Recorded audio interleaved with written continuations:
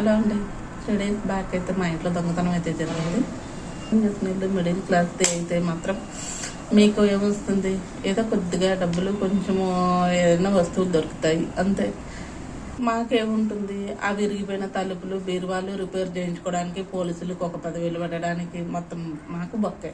అందులో మీకు ఒరిగేది ఏం లేదు, మాకు ఒరిగేది ఏమీ లేదు. 90 సార్లు తప్పించుకుంటారు. 91సారి ఖచ్చితంగా దొరికే రోజు అనేది ఖచ్చితంగా వస్తుంది. కాకపోతే తప్పించుకునే క్రమంలో ఏదన్నా బైక్ యాక్సిడెంట్ కానీ మేడపై నుంచి పడ్డం ఇలాంటివి ఏదో ఒకటి జరుగుతాయి అన్నమాట ఖచ్చితంగా.